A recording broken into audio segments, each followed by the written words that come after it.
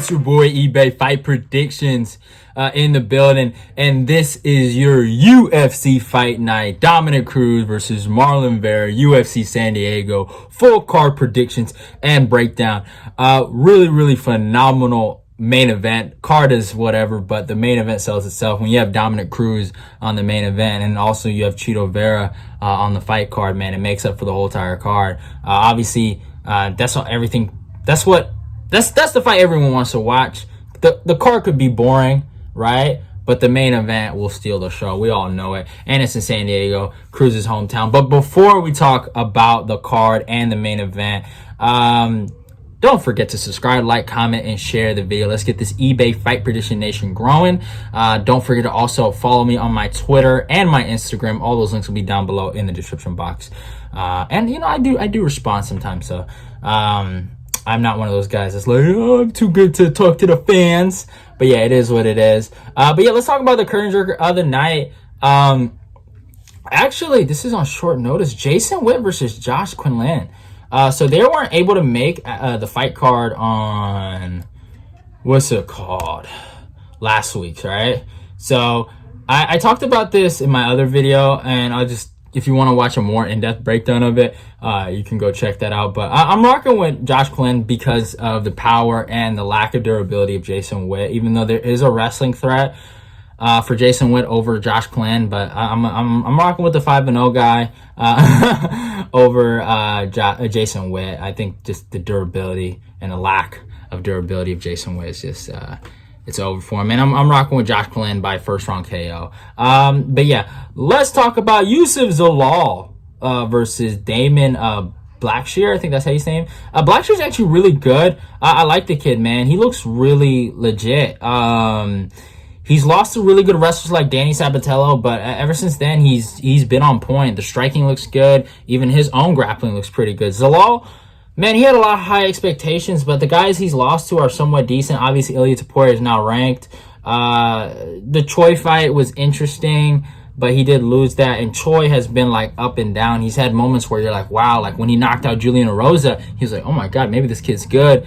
And then he goes on that 2-fight losing streak to Caceres. And then, what's the guy's name? Oh, I forgot the guy's. The Kiwi guy beat him just recently. I forgot his name. And then obviously he went to a split decision against Sean, which was a close fight in his defense. Zalal has had a lot of potential, but the thing about Zalal that I like that he did, he took a year off. He used to be really active, and I think now because he's on this losing streak, he knows that he has to get back and he needs a win. He's gonna really need it. I think this fight's gonna be competitive, but Zalal does have a reach advantage coming into this bout of about like 3 inches. And I think he will use that to the fullest. I think Damon is he's a fucking bantamweight. I forgot about that. So he's going to be the smaller guy in here. Not by a lot, but just by the width.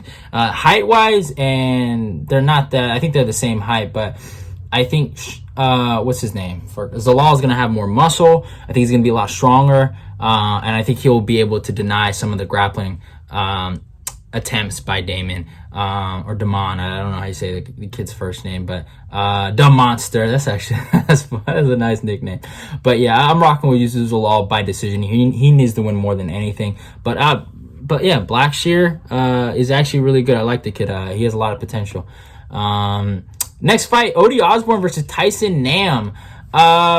Ode's been okay, and apparently Ode Osbourne has a legit fan base, according to my guy, what's his name? Room Wrecker. But I guess I didn't know about them, but to the Ode Osbourne fans, I'm going to disappoint you. I think Tyson Nam's going to get the KO here. Tyson Nam, I mean, last guy he lost to was what? Fucking Matt Schnell. Matt Schnell's a decent fighter. After that, he lost to Kai France and then Sergio Pettis. Those 3 guys aren't bad. Obviously, the guys that he beat aren't the greatest, but Zaruk Adashev and Jerome Rivera aren't anything special. But these are guys that Tyson Nam just destroyed, right? And he can knock a mofo out. He got hands. And Ode Osbourne, he got hands too, don't get it twisted. He can knock people out, but he does, in my humble opinion, I do think he has some compromised durability issues. So I don't think he can take a punch like Tyson Nam. Now, Ode is coming here with a reach advantage, but I think Tyson, if he can close the distance and not get jabbed up for like 15 straight minutes, I think he wins this fight. Ode doesn't have a grappling threat that he possesses. He might have a kicking threat and somewhat of a range threat, but Tyson Nam, he lost to Matt Schnell because Schnell kind of taught him how to box a little bit. But if Nam can close that distance and touch Ode's chin, that's his fight to win. So I'm rocking with Tyson Nam by second round KO here over Ode Osbourne. A guy was formerly ranked at flyweight. There will be levels shown. And to the Ode Osbourne fans, I'm sorry, man. The Jamaican sensation will not get the W here, in my humble opinion. So I'm rocking with Tyson Nam. Next fight, female fight. Both girls are making their UFC debut. Yasmin Jaguera versus Lasmin Luciano. I think I'll just say their first names. I don't like both these girls, honestly. I like Yasmin more, the Hispanic chick. She comes in there to scrap. She's not the greatest in the world, but Lasmin hasn't really impressed me. It's more like grappler versus fucking striker, kinda. Brawler versus kind of weak grappler. I don't know how to describe it. I wouldn't call her weak, but nothing truly impressive. Both these girls, they come to fight, they come to scrap, so hopefully it's a good fight. And I'm going to be rocking with Yasmin here over Lasmin. I think Yasmin's grappling, not her grappling, but her grappling IQ and her ability to, control the clinch, throw crazy punches, just a lot of good stuff, that Mexican fighting style. I'm gonna rock with Yasmin by decision here. I don't think she'll get taken down and submitted, but I think it'll be a good scrap while it lasts. And I think most people are rocking with, they're rocking with Yasmin. So I think it's gonna be a good fight though. Next fight, my guy Gabriel Benítez versus Charlie Ontiveros. Both guys need the W here. I think Charlie Ontiveros is a good striker, but that's about it. He's super compromised with the grappling. There's just such a weird deficiency in his grappling game that you just can't repair. Gabriel Benítez isn't known for going for takedowns, but I think he can implement some grappling here if he wants to, and I think he can win this fight. Gabriel, he looked really good against David Onama before he got knocked out. I actually thought he rocked Onama, and then he got caught, in my humble opinion, just got sent to the shadow run, but if Mowgli can get this on the ground, he wins this fight 9 out of 10 times. The only problem is you don't know if Mowgli's going to go in there and try to grapple. Now, after coming off 2 losses, I think he might want to. Charlie, he's long. He's really big for the weight class, but I think Gabriel will win this fight by decision or late stoppage or submission. I mean, Mowgli does have a killer guillotine. He does have that. So, I remember he threatened it on, what's his face? What's the kid's name? I forgot his name. Corantillo. Yeah, Billy Corantillo. He threatened it multiple times, and Corantillo was like, yo, I don't want no problems with that guillotine. So legit guillotine, and he does have a grappling path. Only thing about Mowgli is you don't know if he's going to do it. But I'm going to be rocking with Mowgli by, I'm going to say a finish. I'm going to say ground and pound finish in the 3rd round. That's my prediction. Next fight, the return of Marlon Buday versus Łukasz Brzeski, I think. Brzeski. Kind of your typical heavyweight, right? Heavyweight fight. Slow, but they're both kind of good at grappling. Have decent power. I would say Buday's more of the clinch and wear you out kind of guy. Brzeski seems like powerful punches, double leg, right? And he just lays on you. I like the Polish kid, but I think Marlon is the man. I think the Marlon is the man coming into this matchup. I think he has the better gas tank. I also think he's more of the cleaner striker at the two, technically wise. And when it comes down to the grappling, I think they might cancel out. I could see Łukasz getting a takedown here, and if he gets on top, like it's the same. It's like it's with heavyweight wrestling. If you're a fan, when they wrestle, right, whoever gets on top, man, it's fucking hard. Unless you're like a Gable Stevenson and you can just get up from everything, like fucking hard, man. Like a low level like high school wrestling heavyweight match, it's like whoever goes down first loses. So you know, it is what it is. But I'm going to take a Marlon Buday here by decision. I think he'll outwork Brzeski and get the W. Next fight. Oh, so Irene. Wow, that's interesting. Irene Lipski versus Priscilla Cachoeira is on this card. So they got moved to this card too. That's interesting. This is before the Hill and Santos fight card. I'm doing this right before the card, so I didn't even know that they got. Yeah, that's interesting. So if I'm gonna be honest, I talked about this last week. I'm gonna be honest. Irene Lipski is the better striker. Priscilla Cachoeira doesn't present any problems with the grappling whatsoever, and I think Irene Lipski wins this by decision. I think she's the better fighter overall, and she beats Cachoeira. Cachoeira has knockout power. We'll give her that. But besides that, and she can cheat. She can cheat her fucking ass off. But hey, it is what it is. That's you know, hey, sometimes you gotta do what you gotta do, bro. You gotta do what you gotta do. I'm not saying it was good, but if you're not cheating, you're not trying, man.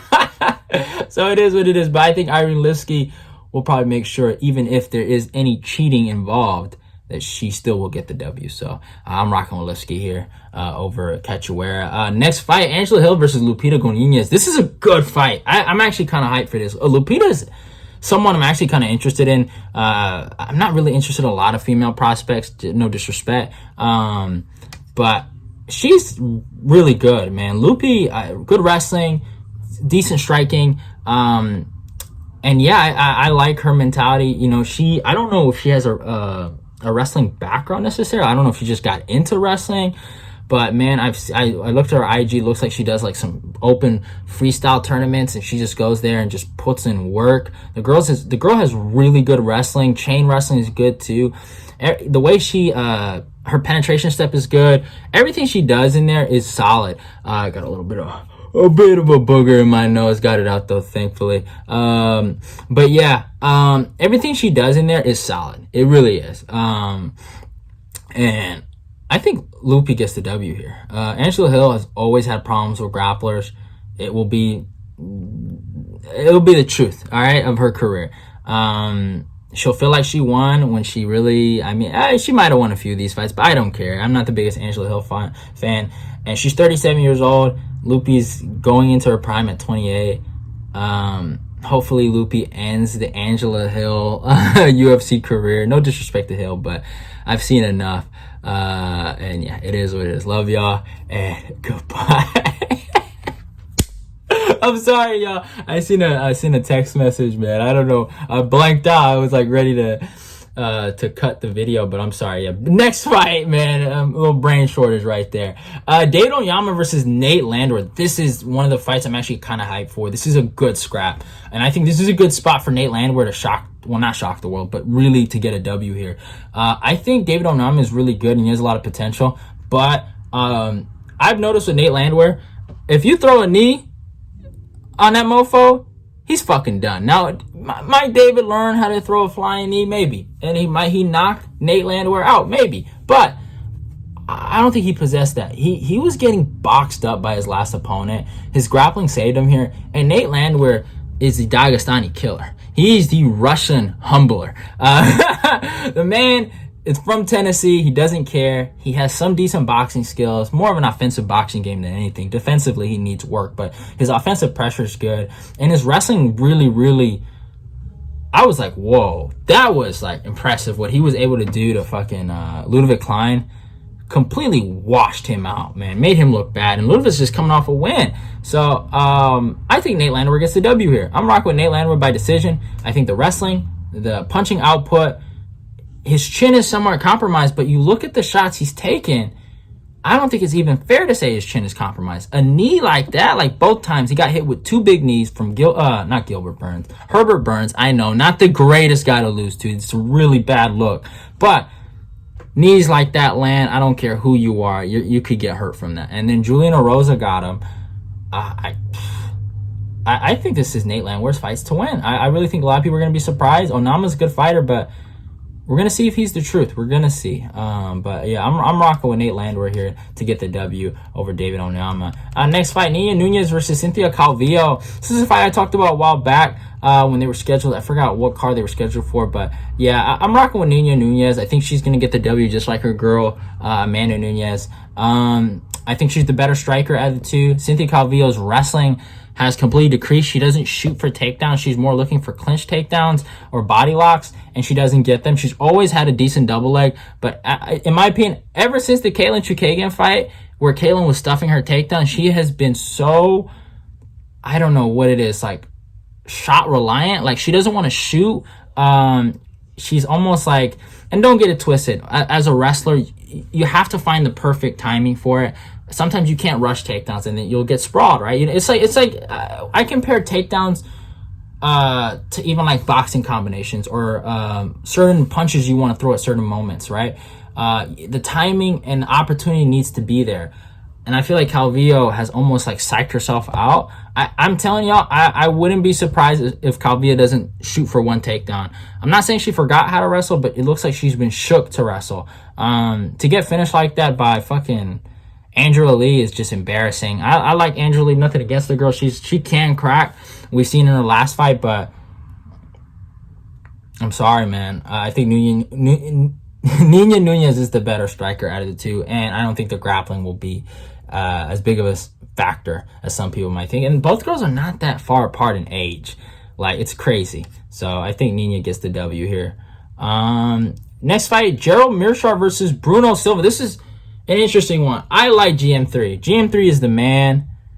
I really do. And maybe there is a chance GM3 can get the W here.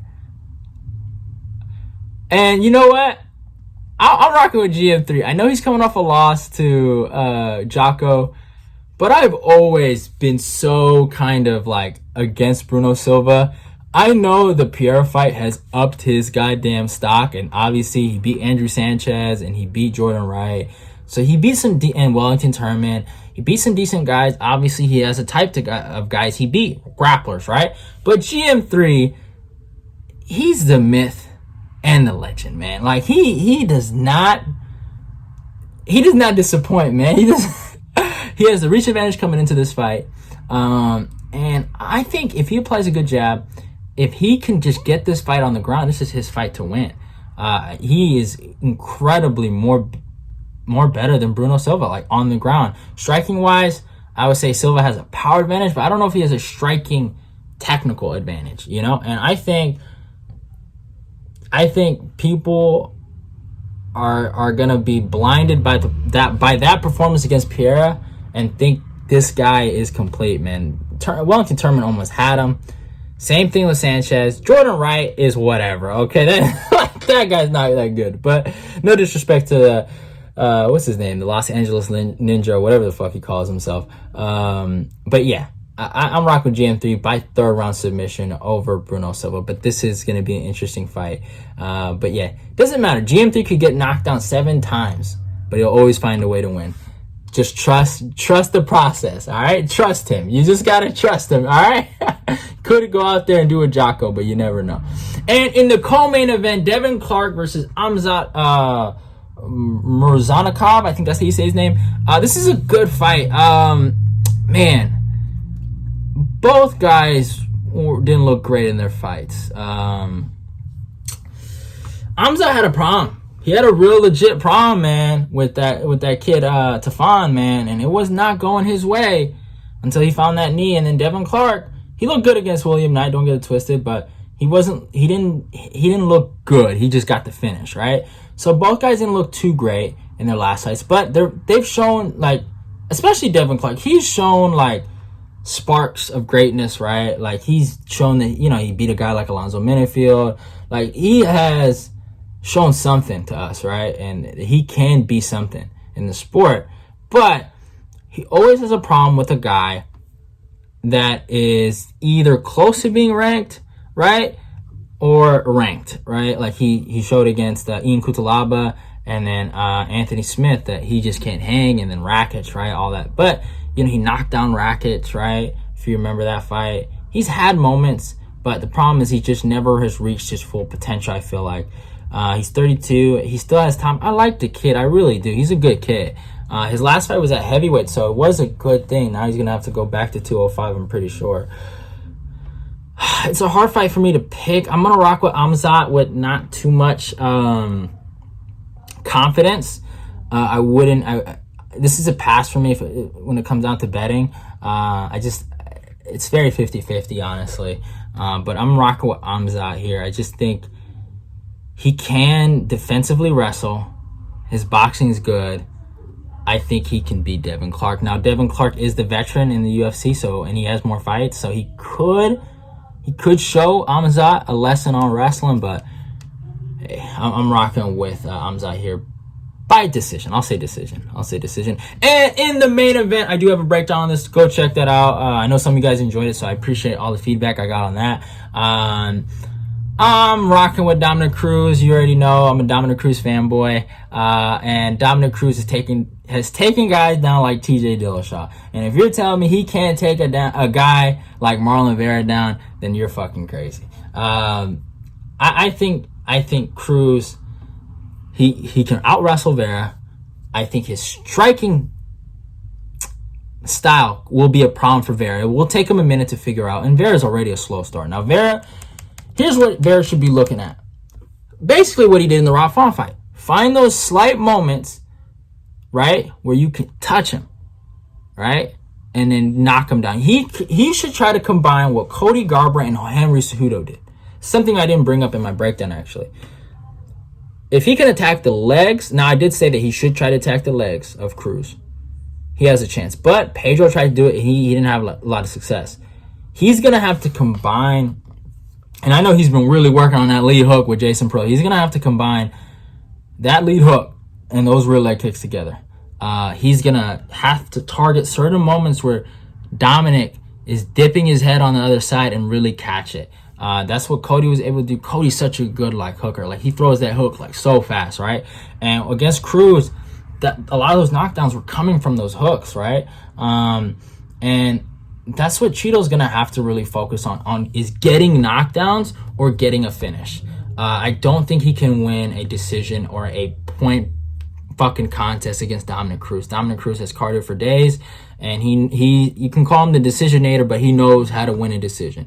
He's lost some, but unless you hurt him, it's gonna be hard. And that's my only path of victory for Cheeto, is to get some knockdowns or maybe get a finish potentially. But besides that, Dominick beats him in the striking, in my opinion. Even though there is a reach advantage for Cheeto, I think I think he will outpoint him. If it goes to a decision, right, and if there's no knockdowns, it's going to Dominick, right? I think he has the better wrestling. He has more experience in 5-round fights. He's the veteran. And Cheeto's just not that guy to me. He just isn't. He's a good dude. I have a lot of respect for his story, his daughter, nothing but respect to him. And I'll say this again like I've been saying throughout the whole entire video. No disrespect, but this is Dominick Cruz. And Cheeto Vera's like some guy from Ecuador, okay? Compared to him. In terms of levels, no disrespect. I like Cheeto. I got a lot of respect for him, but could Cheeto beat him? Yeah, of course. Anything can happen. And maybe Dominick is getting old and Cheeto can take advantage of that. Or maybe Cheeto proves me wrong and shows that, hey, eBay, punk, I'm a lot better than what you think I am. I'm more than a guy from Ecuador. I'm better than Dominick Cruz, right? So he might prove me wrong. But hey, it is what it is. I'm rocking with the Dominator. This is going to be a good scrap. But yeah, hope you guys enjoyed the video. Love y'all and goodbye. Don't forget to follow me on my Instagram and my Twitter. I'm out of here.